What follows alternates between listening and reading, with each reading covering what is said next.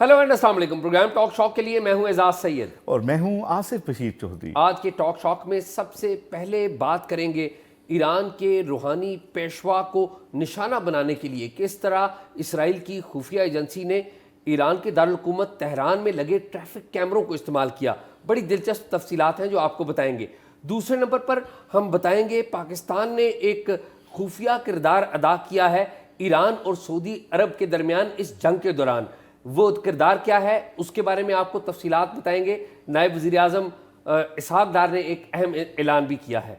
तीसरे नंबर पे एक बहुत ही अहम मामला इसी जंग से जुड़ा, 300 ईरानी वो पाकिस्तान आ गए हैं। ये क्या मामला है इसके बारे में भी बताएंगे। और प्रोग्राम के आखिर में रावलपिंडी और इस्लामाबाद के गिर्द एक रिंग रोड कायम की जा रही है, उसकी क्या तफसीलात है आपको उससे भी आगाह करेंगे।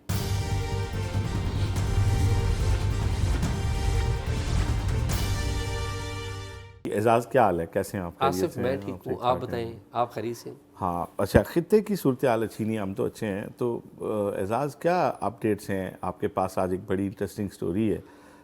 जो सुप्रीम लीडर थे ईरान के, उन्हें निशाना बनाने के लिए जो टेक्नोलॉजी का इस्तेमाल हुआ, जो ट्रैफिक कैमरों का इस्तेमाल हुआ, ये क्या स्टोरी है, इसकी क्या तफसील है? अच्छा आसिफ, एक रोज़ पहले हमने बताया था कि अमरीकी अखबार न्यूयॉर्क टाइम्स में जो खबर आई थी कि किस तरीके से CIA अली ख़ामनेई जो कि ईरान के रूहानी पेशवा हैं उनकी निगरानी कर रही थी। अभी जो ताज़ा तफसीलात आई हैं आज, उसमें ये भी पता चला है कि ये CIA का अकेला ऑपरेशन नहीं था। इसमें जो मुसैद है जो कि इसराइल की खुफिया एजेंसी है वो भी उसके साथ मुलव्वस थी। कैसे मुलव्वस थी उसकी तफसीलात कुछ आई हैं, और वो तफसीलात ये हैं कि मुसैद गुज़श्ता कई सालों से ईरान का जो दारुल हुकूमत है तेहरान, उसकी निगरानी कर रही थी। और वो जो निगरानी है वो ईरान के दारुल हुकूमत तेहरान की सड़कों पर लगे हुए ट्रैफिक कैमरे हैं उनके ज़रिए की जा रही थी। और उसमें एक स्ट्रीट है, एक गली है, उस गली का नाम है पस्तोर स्ट्रीट। ये वो गली है जो कि ईरान की जो पॉलिटिकल और रूहानी क़यादत है जिसको इस्तेमाल करती थी, वो इस स्ट्रीट को इस्तेमाल करती थी, जहाँ पर ईरानी जो पॉलिटिकल क़यादत है या उनके रूहानी पेशवा हैं वो और उनकी सिक्योरिटी खुसूसी तौर पे आके अपनी गाड़ियाँ पार्क करते थे। और ये उस गली का बड़ा क्लोजली जिसे कहते हैं ना निगरानी करते थे, उसी गली में लगे हुए, उन्हीं शाहराहों पर लगे हुए ट्रैफिक कैमरों के ज़रिए। अब वो ट्रैफिक कैमरे जो तफसीलात आई हैं उसमें उन्होंने कहा कि वो ईरान को इसराइल की खुफिया एजेंसी के जो एजेंट्स हैं बैठ के उधर इसराइल में बैठ के तेहरान को इस तरह जानते थे जिस तरह वो यरूशलेम को जानते हैं, या जो इसराइल का कोई भी और शहर है उसको जानते हैं। कि वो क्योंकि वो बता रहे हैं कि काफ़ी सालों से हम उसकी निगरानी कर रहे थे, और उसी रोज़ की एक्टिविटी यानी कि हफ्ते की सुबह की जो एक्टिविटी है उसमें इन्हें पता था कि ईरान के जो रूहानी पेशवा हैं उनके सिक्योरिटी गार्ड्स कौन कौन से हैं, कौन सी गाड़ियाँ इस्तेमाल होती हैं, जब वो आते हैं उनकी टाइमिंग्स क्या हैं, वो आते कितने बजे हैं, जाते कितने बजे हैं, और तो और के उनकी बाकी जो मसरूफियात हैं उन सब को ये मॉनिटर करते थे। तो चूँकि काफ़ी अरसे से मॉनिटर कर रहे थे इसलिए इन्हें तफसीलात पता थी। ये तो थी जो इंटेलिजेंस की दुनिया में कहते हैं ना कि डाटा इंटेलिजेंस और इलेक्ट्रॉनिक इंटेलिजेंस, लेकिन इसके साथ एक ह्यूमन इंटेलिजेंस भी थी। ये जो इसराइल का डाटा है या इंटेलिजेंस कोलैबोरेशन है ये CIA के साथ थी, और CIA के पास वो ह्यूमन इंटेलिजेंस थी जिसने एग्जैक्ट लोकेशन बताई कि यहाँ पर अली ख़ामनेई है। और फिर कहा जाता है कि शक उस इंटेलिजेंस अफसर के ऊपर किया जा रहा है जो कि उस वक्त वहाँ पर मौजूद था और वो वहाँ से निकल गया। और आपको आसिफ पता है ना कि जो तस्वीर है वो इसराइल के प्राइम मिनिस्टर बिन्यामिन नेतन्याहू को भिजवाई गई, चूँकि तस्वीर शायद वाज़ेह नहीं थी इसलिए उन्होंने कहा कि हमने जो टारगेट अचीव कर लिया है, लेकिन एहतियात भी मुजाहरा भी किया। उन्होंने कहा हम सेफली कह सकते हैं कि हमने ईरान के रूहानी पेशवा को निशाना बना लिया है। और आपको पता है कि ट्रंप ने भी इसी तरह का स्टेटमेंट दिया था, और फिर बाद में वो बात ठीक भी हुई क्योंकि शुरू में डिनाइल आ रहा था इस बात का। तो ये जो सारा मामला है ना ये पाकिस्तान के लिए भी बड़ा अहम है। पाकिस्तान के लिए क्यों अहम है? हम इस्लामाबाद में रहते हैं, रावलपिंडी में रहते हैं, और भी हमारे जो डिफेंस के एतबार से جو بڑے اہم شہر ہیں, بڑی اہم انسٹالیشنز ہیں, بڑی اہم شخصیات ہیں جو رہ رہی ہیں, جو فیصلہ سازی کرتی ہیں, تو ہم نے اپنے ٹیررزم سے بچنے کے لیے, دہشت گردی سے بچنے کے لیے سیف سٹی کیمراز لگائے ہوئے ہیں. آپ کو پتہ ہے نا, سال 2008-9 سے رحمان ملک وزیر داخلہ ہوا کرتے تھے. اس وقت انہوں نے ایک پلان دیا تھا, اور اس پلان کے تحت بعد میں یہ یہاں پہ سیفٹی کیمراز لگے. رحمان ملک ابھی آفس میں ہی تھے تو اس وقت بھی یہ سیفٹی کیمراز لگے تھے, اور اس میں with the passage of time بعد میں چودھری نثار آئے, وزیر داخلہ نون لیگ کی گورنمنٹ آئی, اس نے کچھ امپروومنٹ کی, پھر پی ٹی آئی کی گورنمنٹ آئی, اور فالو اپ جو گورنمنٹس جو بھی آتی رہیں وہ سبسٹینشیل چینجز لے کے آتی رہیں, جو ٹیکنالوجی ہے اسے اپڈیٹ کرتی رہیں. تو اب یہ سارا واقعہ دیکھ کے میں یہ فیئر کرتا ہوں کہ یہ ہمارا سسٹم ہائی جیک تو نہیں ہو سکتا. یعنی کہ ڈر تو آپ کو آتا ہے, کیونکہ جب ہم دیکھتے ہیں کہ آپ کو یاد ہو ہم نے اسی پلیٹ فارم پہ ایک بہت بڑی سٹوری کی تھی اور لوگوں نے بڑی بات کی تھی کہ شاید یہ ٹھیک نہیں, اور بعد میں سب لوگوں نے کہا, پھر پارلیمنٹ نے بھی ہمارے اس پروگرام کو کوٹ کیا اور بتایا کہ آپ بالکل ٹھیک کہہ رہے تھے, کہ ہم نے بتایا تھا کہ نادرا کا ڈاٹا جو ہے وہ لیک ہو گیا ہے, ہائی جیک ہو گیا ہے نادرا کا ڈاٹا. اور اس میں ہم نے بتایا تھا موجودہ جو آرمی چیف ہیں, موجودہ جو فیلڈ مارشل ہیں, ان کا پورا ہم نے بتایا تھا ڈاٹا. اور مجھے یاد ہے کہ جب وہ میں نے خبر کی تھی کسی کو یقین نہیں آ رہا تھا, حکومت کے لوگوں کو بھی یقین نہیں آ رہا تھا, اور پھر حکومت نے جب وہ چیک اپ کیا تو وہ بالکل ساری بات ٹھیک تھی. اچھا اعزاز, تو مجھے ڈر یہ ہے کہ اس طرح کا اللہ معاف کرے کہ ہمارا نادرا جیسا ادارہ اگر جسے کہتے ہیں نا وہاں سے ڈاٹا لیک ہو سکتا ہے, تو یو نیور نو کہ یہ سیفٹی کیمراز ہیں, ہمیں بھی احتیاط ایک برتنے کی ضرورت ہے. تو آئی بلیو کہ اس کے اوپر. اچھا اعزاز, یہ دیکھیں نا, کل ہم نے سٹوری کی تھی کہ اسی طرح نیو یارک ٹائمز کی سٹوری تھی کل کی, کہ ایک انٹیلیجنس کا اہم افسر ملوث ہے اندر سے, جس نے بتایا کہ وہ تھے. آج یہ خبر آئی کہ ٹیکنالوجی کا استعمال بھی ہوا, تہران کے کیمرے بھی ہوئے.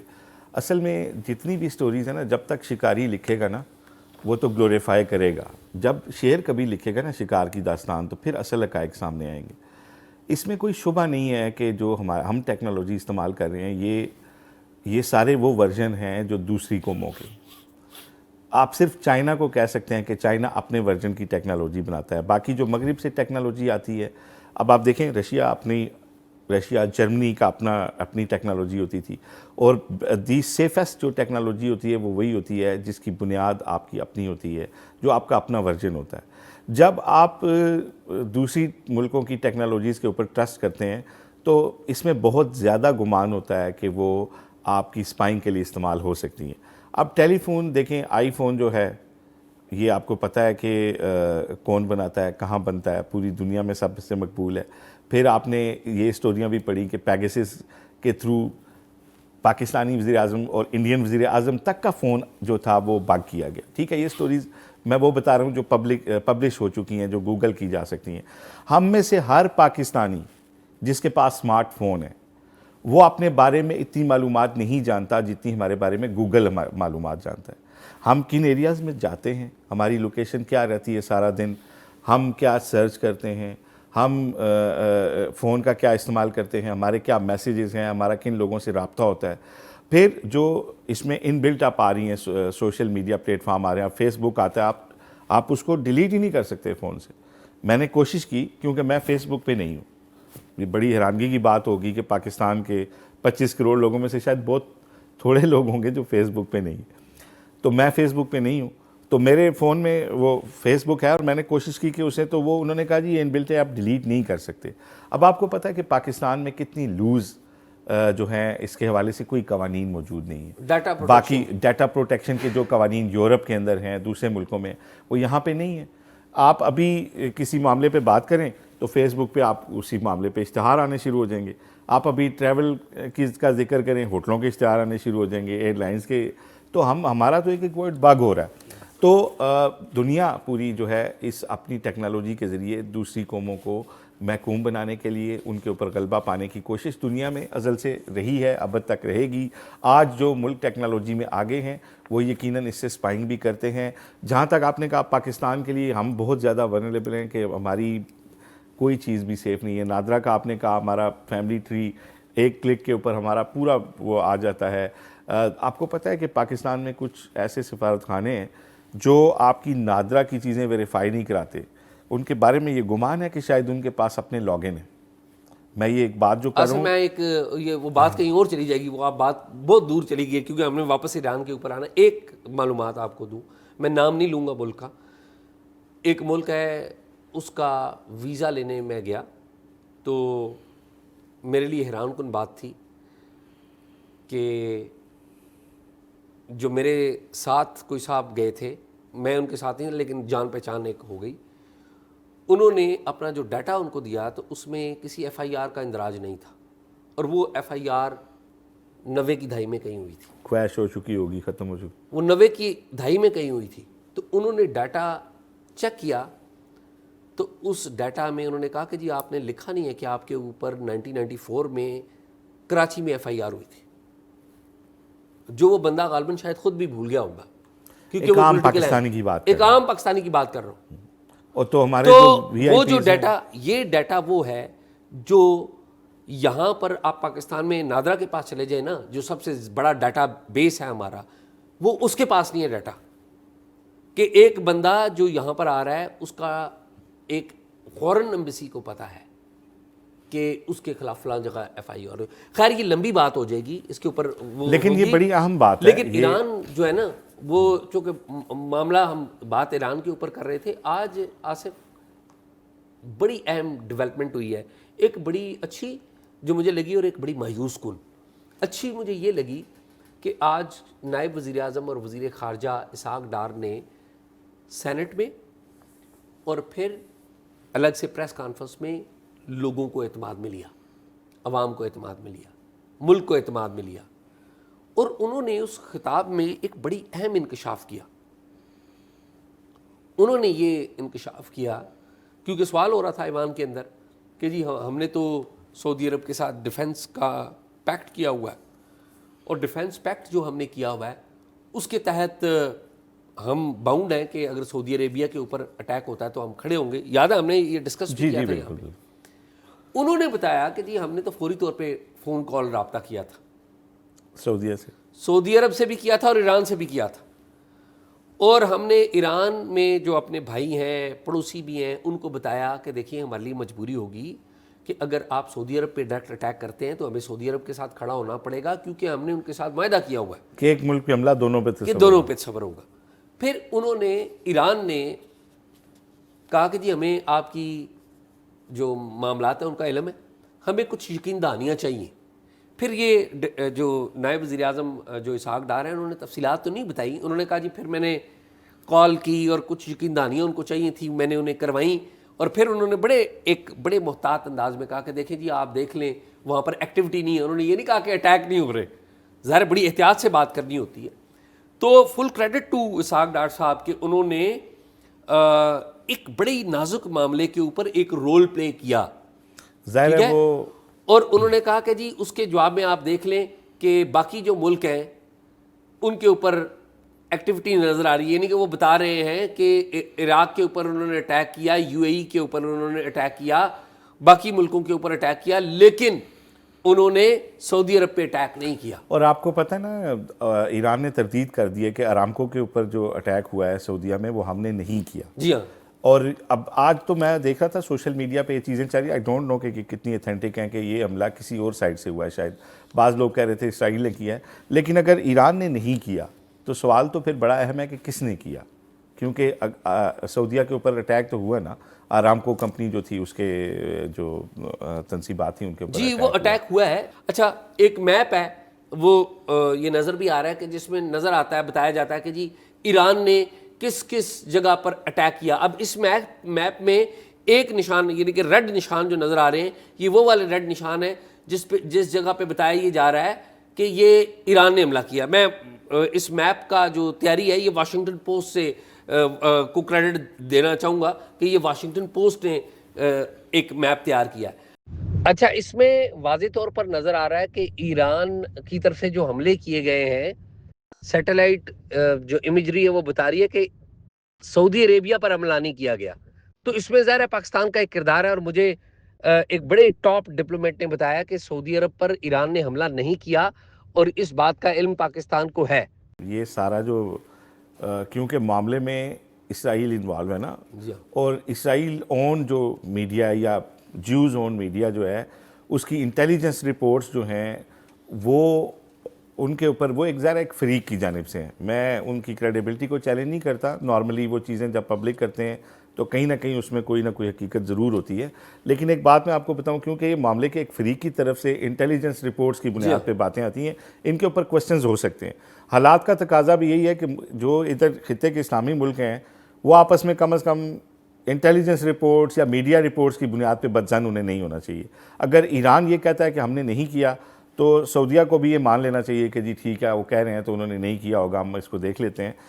مجھے بطور پاکستانی بھی ایک گلہ ہے, ہم نے تو چلیں سعودیہ کا کیس جو ہے ایران کے ساتھ پلیڈ کیا, یہ جو ایگریمنٹ ہوا ہے اس کی نیٹی گریٹی بھی طے ہونی تھی. محمد بن سلمان جو ہے انہوں نے اسلام آباد بھی آنا تھا, تو وہ امریکہ کے ساتھ بات چیت کے بعد پھر واپس یہاں نہیں آئے, پاکستان نہیں آئے, اور وہ جو ایک ہمارے ایک دم راتوں رات ہمارے تجزیہ کار جمپ کر گئے تھے کہ واپس ہمارے سعودیہ کے ساتھ تعلقات کوئی جو ہے وہ 70 کی دہائی والے چلے گئے ہیں, اور وہ چیزیں شاید اس طرح نہیں ہوئیں.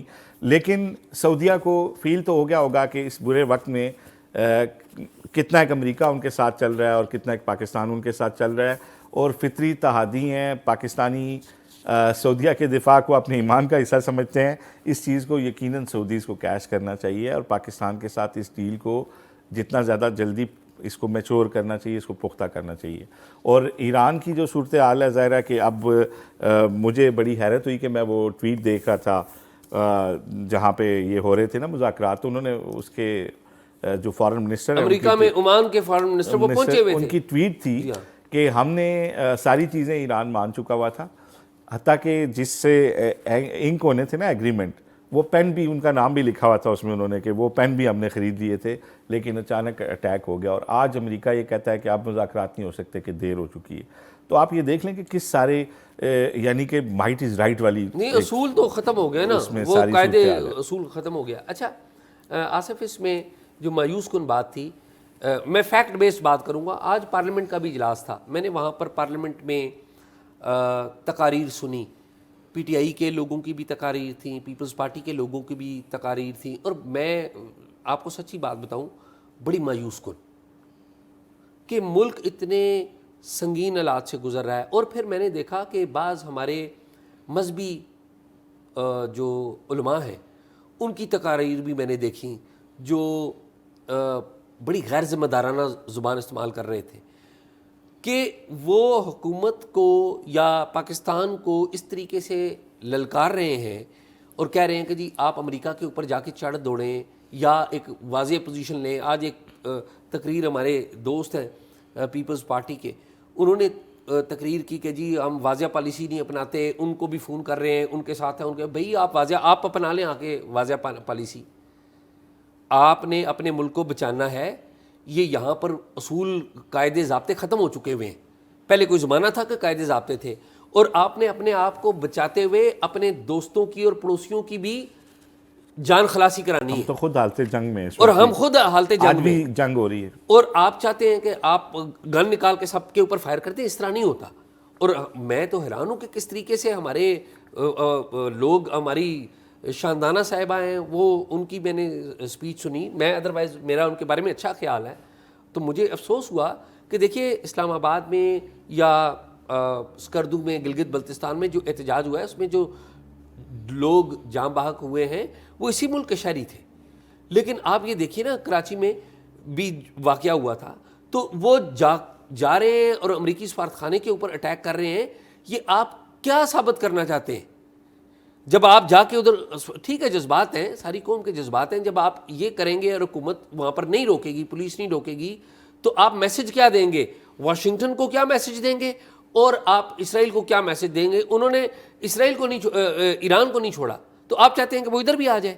اچھا, اور پھر میں آصف, میری شاندانہ صاحبہ کیا کہہ رہی تھی کہ جو ہے وہ تو بڑی سخت الفاظ میں وہ استعمال نہیں کرنا چاہتا, لیکن وہ کیا کہہ رہی تھی کہ وہ یہ کہہ رہی ہیں کہ ہم نے اپنے بچوں کے لیے, اپنے بچوں کو 6 بچوں کو مار دیا امریکہ کے لیے اور اسرائیل کے لیے. امریکہ اور اسرائیل کے لیے نہیں مارا آپ نے, نہ آپ انہیں مارنا چاہتے تھے. وہ بچے اس ملک کے بچے ہیں, انٹرنیشنل اوبلیگیشنز ہیں, وہ ہمارے ایمبیسیوں کو یہاں. جی ہاں, خود تو پی ٹی آئی سینیٹر سے چٹھیاں لکھواتی ہے اور قراردادیں پاس کرواتی ہے عمران خان صاحب کی حمایت کے لیے, تو پی ٹی آئی وہاں پہ امریکی ہوم آفس کے سامنے مظاہرہ کیوں نہیں کرتی اس سارے معاملے اس سے بھی ہٹ کے جنرل قاسم سلیمانی کی جو اٹیک کیا تھا, مارا تھا, پی ٹی آئی کے دور میں ہی مارا تھا. تو اس وقت انہوں نے فون کر کے مبارکبادیں دی تھیں ایٹ دیٹ ٹائم.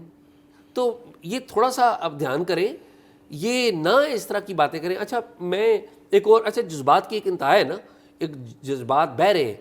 ہمارے وزیر دفاع ہیں خواجہ آصف صاحب, اور میرا بڑا احترام ہے ان سے, میں ان کو بڑی عزت کرتا ہوں. آج انہوں نے صبح میں دیکھا تو انہوں نے ایک بڑا سخت سا میسج جو ٹویٹ کیا ہوا تھا, اور وہ انہوں نے زائنسٹ کے بارے میں ٹویٹ کیا ہوا تھا. باتیں اس میں کوئی, میں نہیں کہتا ہوں کہ میں ان کی باتوں کے اوپر سوال نہیں کر رہا ہوں, لیکن بطور وزیر دفاع جب آپ کوئی بات کہتے ہیں تو پوری دنیا میں وہ کوٹ ہوتی ہے کہ یہ پاکستان کا وزیر دفاع کہہ رہا ہے. تو یہ میرا یہ خیال ہے کہ ہم سب کو, میڈیا کو بھی اور ہمارے جو پولیٹیکل پارٹیز ہیں ان کو بھی بڑی ذمہ داری سے رہنا ہوگا. یہ ہم متحمل نہیں ہو سکتے کہ خدا نہ خواستہ اگر اس ملک کے اوپر کوئی اٹیک کر دیتا ہے تو مجھے بتائیں کیا سین ہوگا. میں اور آصف آپ یہاں پر بیٹھ کے جرنلزم نہیں کر سکیں گے. ہم حالتے, اور ہمیں اپنے ملک کو حالت جنگ میں نہیں دھکیلنا چاہیے جذبات کے چکر میں. تو جو ہمارے پڑوسی ایران کے ساتھ ہو رہا ہے وہ بڑا یہ دکھ والی بات ہے. اس میں ہم جو بھی اپنا رول پلے کر سکتے ہیں ضرور پلے کریں, لیکن جذبات میں اتنے آگے بھی نہ جائیں کہ وہ ملکی مفاد کو مقدم رکھنا. اچھا اعزاز, آپ آج ذکر کر رہے تھے کہ 300 بڑے اہم ایرانی جو ہیں وہ پاکستان ہیں, یہ کیا سٹوری ہے؟ آصف, جو 300 ایرانی پاکستان میں آئے اور پاکستان نے ان کے لیے بارڈر کھولا, یہ بہت بڑی بات ہے. لیکن یہ ساری بات کرنے سے پہلے اب اگر ہم ایران کا جو دیکھیں نا محل وقوع, وہ بڑا اہم ہے. اور محل وقوع کی آپ دیکھ لیں, ایران کا محل وقوع میں کون کون سے ممالک آتے ہیں, یعنی کہ جن کی سرحدیں ایران کے ساتھ ملتی ہیں. ان میں عراق ہے, ترکی ہے, آرمینیا ہے, آذربائیجان ہے, ترکمانستان ہے, افغانستان ہے اور پاکستان ہے. یہ وہ ہیں جن کے ساتھ ایران کے بارڈرز ملتے ہیں. پھر کچھ ممالک ہیں جن کے ساتھ ایران کی جو پانی ہے, پانی ملتے ہیں, سمندر کے ذریعے ملتا ہے. ان میں کویت ہے, سعودی عربیہ ہے, بحرین ہے, قطر ہے, متحدہ عرب امارات اور عمان ہے. آپ کو پتہ ہے آمنے سامنے یہ ملک موجود ہے. وہ ہم نے ابنائے ہرمز کی بات کی تھی, اس کا جو آپ میپ دیکھتے ہیں تو اس میں بھی سامنے کلوز لیے, تو یہ پانیوں سے بھی ان کی ملتے ہیں. کسی جگہ پہ ابھی تک میری نظر سے کوئی ایسی بات نہیں گزری کہ کسی نے ایران کے لیے اس مشکل وقت میں اپنے بارڈرز کھولے ہوں کہ ایرانی بھی یہاں پر آ جائیں. آذربائیجان نے کھولے, آذربائیجان سے پاکستانی بھی 729 کے قریب پاکستانی واپس آئے ہیں. کچھ آذربائیجان کے رستے آئے ہیں کیونکہ ایئر سپیس تو ہماری بند ہے, کچھ یہاں پر بلوچستان کے رستے آئے ہیں. اور آذربائیجان نے اپنی تفصیلات نہیں دیں, لیکن پاکستان نے دی ہے کہ 300 کے قریب جو ایرانی شہری ہیں جو آنا چاہتے تھے ان کو ہم نے الاؤ کیا ہے. اس کی تفصیلات ابھی نہیں ہیں, وہ آ جائیں گی. اور یہ جو تفصیلات ہیں یہ میں اپنے پاس سے نہیں دے رہا ہوں, یہ ہمارے نائب وزیر اعظم اور وزیر خارجہ اسحاق ڈار نے دیے. تو آئی ہوپ کہ اگر ایران میں کوئی افرادی مسئلہ بنتا ہے کیونکہ آبادی ہے وہاں پر, تو جو پڑوسی ممالک ہیں باقی بھی وہ پاکستان کی طرح بارڈرز کھولیں گے کہ جو آنا چاہتا ہے. کیونکہ ایران میں جو زیادہ بمباری ہو رہی ہے وہ تہران کے اوپر ہو رہی ہے, کیونکہ امریکہ کا اور اسرائیل کا خیال یہ ہے کہ ہم تہران کے اوپر, قم میں بھی ہوئی ہے ویسے بائی دا وے, قم میں اور ایک دو اور شہروں میں بھی ہوئی ہے, لیکن زیادہ جو ہے تہران اور جو بڑے ان کے شہر ہیں وہ ٹارگٹ پہ ہیں. تو لیکن یہ ایک بڑی اہم ڈیولپمنٹ ہے, ہمیں اس کے اوپر نظر رکھنی ہوگی. اعزاز, آپ یہ کہہ رہے تھے کہ پاکستان کے اوپر اس کے اثرات ہیں, تو اس کے حوالے سے بھی تھوڑا سا بتائیں کہ ابھی تک کیا کیا اثرات پڑ رہے ہیں. دیکھیں آصف, پاکستان کے اوپر جو سب سے پہلا اثر پڑ رہا ہے, ایک تو یہ تھا نا کہ ہمارے پاس مورل پریشر تھا سعودی عرب اور ایران کے حوالے سے, وہ ہم نے بتا دیا کہ پاکستان نے ایک رول پلے کرنے کی کوشش کی ہے. دوسری بات یہ ہے کہ پاکستان کے اوپر ایک اکنامک پریشر آنے جا رہا ہے. اب نئے ہرمز بند ہے, تیل کی قیمتیں اب اوپر جانے لگی ہیں, اس کا امپیکٹ پوری دنیا پہ آئے گا, پاکستان کے اوپر بھی امپیکٹ آنے جا رہا ہے. پھر پاکستان کے اوپر اس کا ڈبل امپیکٹ اس لیے آئے گا کہ ایران سے آپ کو پتہ ہے تیل اسمگل ہو کے آتا تھا پاکستان میں، جو ہماری بلیک اکانومی کا حصہ تھا، ڈیزل بھی اسمگل ہو کے پاکستان آتا تھا بلیک اکانومی. وہ مجھے ایران کے ساتھ جو ہمارا بلوچستان صوبہ ہے اس کے بڑے ذمہ دار لوگوں نے، بڑے ٹاپ لیول کے حکومتی لوگوں نے بتایا مجھے کہ وہ جو اسمگلنگ ہے وہ بند ہو گئی ہوئی ہے، وہ نہ ہونے کے برابر ہے. چھپ کے چوری سے کوئی کرے تو کرے، لیکن اب اس طرح سے ہو نہیں رہی، کیونکہ سب کو پتہ ہے اوپر سے سیٹلائٹ جو ہے وہ دیکھ رہی ہے. اچھا اعزاز، یہ جتنے پریشرز آ رہے ہیں یا مشکل صورتحال میں پاکستان ہے، لیکن اس سارے قضیے کا ایک پازیٹیو پہلو بھی ہے، وہ بھی میں آپ سے شیئر کر دوں. دیکھیں نا، کرائسس میں بھی کہیں نہ کہیں کوئی ایک ونڈو کھل جاتی ہے. جی ایسے دیکھیں یہ جو مڈل ایسٹ کے یہ جو کوریڈور تھا نا، مشرق اور مغرب کو ملانے کے لیے، یہاں سے ساری ایئر ٹریفک جو ہے نا وہ جاتی تھی. آپ فلائٹ ریڈار ایپ پہ جا کے دیکھتے ہیں نا، تو سارا روٹ ہوتا تھا یہ کراچی کے ساتھ جو سمندر سے، اور پھر وہ جاتے تھے. تو اب کیونکہ یہ وار زون ہے تقریباً، ایئر سپیس اکثر ملکوں کی، ایران کی بند ہے، مڈل ایسٹ کی بند ہے، تو اب وہ ٹریفک جو ہے نا وہ ساری ہمارے اوپر سے جا رہی ہے، انڈیا اور پاکستان کے اوپر. اچھا، تو وہ کیونکہ بہت بلک میں وہ جہاز جا رہے ہیں، تو ہماری ڈالرز کی مشینیں جو ہے نا ایویشن انڈسٹری کے لیے، کیونکہ جس ملک سے کی ایئر سپیس استعمال ہوتی ہے اس کو ایئر سپیس استعمال کرنے کے، اور پھر وہ جو جہازوں کے کاربن اومیشن کے نام کے اوپر بھی ظاہر ہے فیول چل رہا ہوتا ہے، ایک اس کا ٹیکس بھی ہوتا ہے، تو وہ پیسے دینے پڑتے ہیں. تو ہماری سول ایویشن بھی دوسرے ملکوں کو دیتی ہے جہاں جہاں سے ہمارے جہاز گزرتے ہیں. لیکن اب کیونکہ پوری دنیا کا مین جو، آپ اگر موٹر وے اوپر آسمان پہ کوئی ہو تو اس کی ایک سائڈ کی پوری موٹر وے کی ٹریفک آپ کے یہاں سے جاری ہے، ٹول مل رہا ہے ہمیں، تو ہمیں ٹول مل رہا ہے، جہازوں کا ٹول مل رہا ہے. تو یہ ایک انٹرسٹنگ فیکٹ. اچھا، لیکن ٹول سے یاد آیا، آپ یہ بتائیں کہ آپ کے پاس بھی ایک بڑی خبر ہے، اور ایک سڑک بن رہی ہے برطانیہ کی طرز کی، وہ تفصیل بتائیں نا وہ کیا ہے. جی اعزاز، آپ کی مراد رنگ روڈ سے ہے، لیکن ہمارے ہاں رنگ روڈ سے مراد دیا جاتا ہے جو جی ٹی روڈ سے ایئرپورٹ تک روڈ بن رہا ہے اسے رنگ روڈ کہا جاتا ہے. لیکن میں اس رنگ روڈ کی بات کر رہا ہوں جو دونوں شہروں کا احاطہ کیے ہوئے ہوگا، پنڈی اور اسلام آباد کا. اور M25 ہے، جس طرح لندن کے گردا گرد لوگ جانتے ہیں جو لندن کے گرد رہتے ہیں، کہ آپ نے لندن میں کہیں بھی جانا ہو تو بجائے اس کے کہ آپ پورے شہر کو کراس کریں، آپ اس ہائی وے پہ چڑھتے ہیں اور متعلقہ ایریے کے قریب سے آپ اس سے اتر جاتے ہیں، اور اس کا نتیجہ یہ ہوتا ہے کہ آپ کا کافی وقت بچے. یہ علیحدہ بات ہے کہ وہ اتنا مصروف ہو گیا اب کہ اسے ایک سب سے بڑی پارکنگ لاٹ کہا جاتا ہے اس کو، کہ بڑی سلو وہاں بھی ٹریفک چلتی ہے، خاص طور پہ چھٹی کے اوقات میں اور مارننگ میں. لیکن اس کے باوجود ایک بہت اہم وہ روڈ ہے لندن کی. اسی طرح اب جو ٹوین سٹیز کا ایک ماسٹر پلان جو جس کے اندر ایک بہت بڑا ایک چینج آ رہا ہے جو ایک گیم چینجر ہوگا، وہ کیا ہے کہ جو جی ٹی روڈ سے آپ کی جو روڈ ہے ایئرپورٹ والی، وہ تو اب اس سال مارچ کا کہا جا رہا تھا، لیکن آئی تھنک کہ وہ جون تک شاید مکمل ہو جائے گی. صرف اس ایک روڈ کے مکمل ہونے سے 1.25 لاکھ سے زیادہ گاڑی شہر کے اندر داخل نہیں ہوگی جو پہلے پشاور روڈ سے ایئرپورٹ جاتی تھی. لیکن اب جو ایک لنک تھا جو ہماری مارگلہ روڈ ہے، اس کو جا کے M1 سے لنک کیا جائے گا. جب اس کو M1 سے لنک کیا جائے گا تو آلریڈی دوسری جو ہماری رنگ روڈ ہے وہ M1 سے لنک ہو چکی ہوگی ٹھلیاں انٹرچینج سے. تو یہ ایک سائڈ رنگ کی بن جائے گی کہ آپ جی ٹی روڈ سے آئے ٹھلیاں سے آپ M1 سے پھر آپ نے مارگلہ انٹرچینج سے آپ جو ہے آ جاتے ہیں ایران ایوینیو سے، اور کشمیر ہائی وے سے ہوتے ہوئے پھر کشمیر ہائی وے سے آپ نے دیکھا کہ 12 کو والا اوور ہیڈ جو ہے راستہ ہے، تو آپ چلے جاتے ہیں مری کا جو ٹول پلازا ہے وہاں تک. تو یہ سارا سگنل فری کوریڈور ایک طرح سے بن گیا. اب ایک آخری لنک مسنگ ہے جس کو ایسٹرن بائی پاس کا نام دیا گیا، وہ رواد سے جو ہے، جو وہ بیسیکلی تو وہ جو ایک موزہ ہے چھنی شیر عالم جی ٹی روڈ پہ، وہاں سے وہ روڈ شروع ہوگا، اور وہ رواد کے بیک سے، بنکیالہ کے بیک سے ہوتا ہوا، سہالہ کے بیک سے ہوتا ہوا جو ہے آ کے اسی روڈ کو آ کے جو ہے وہ لنک کرے گا. تو اس طرح ٹوین سٹیز کے گردا گرد ایک سپر ہائی وے بن جائے گا. اور اب کیونکہ پنڈی اسلام آباد جو تھا یہ ایک ٹرانزٹ اسٹیشن تھا، اگر آپ نے جی بی جانا ہے، اگر آپ نے کشمیر جانا ہے، اگر آپ نے کے پی جانا ہے تو آپ کو یہاں آنا پڑتا تھا، پنڈی سے ہو کے جانا پڑتا تھا، اسلام آباد سے ہو کے جانا پڑتا تھا. اب جو کے پی کا ٹریفک ہے، کے پی کے کا، وہ M1 سے نکل جائے گا. اسی طرح جی بی سے آنے والی ٹریفک اگر لاہور جانا چاہ رہی ہے تو وہ موٹر وے سے نکل جائے گی. اسی طرح آپ کی جو کشمیر کی جتنی ٹریفک ہے وہ اس ایسٹرن بائی پاس سے جی ٹی روڈ چلی جائے گی، اور اگر کے پی یا جی بی جانا ہے تو وہ اس مارگلہ ایوینیو سے جو ہے وہ، اور شہر کا حصہ نہیں بنے گی. تو یہ ایک اگلے 100 سال کے لیے ایک بہت بڑی بہت بڑا ایک اس کو کہا جا رہا ہے کہ گیم چینجر ہے ٹوئن سٹیز کے لیے. اس میں جو میں خبر آپ کے لیے لایا ہوں نا آج, وہ بڑی دلچسپ ہے. آپ کو پتہ ہے جب سے موجودہ رجیم آئی ہے, رندھاوا صاحب ہمارے آئے ہیں چیئرمین سی ڈی اے, تو اسلام آباد میں ہر طرف کنسٹرکشن ہو رہی ہے, انڈر پاس بن رہے ہیں, رولا پڑ جاتا ہے یار یہ 60 دن میں 90 دن میں بنا ہے تو یہ بیٹھ گیا, یہ ہو گیا, وہ ہو گیا.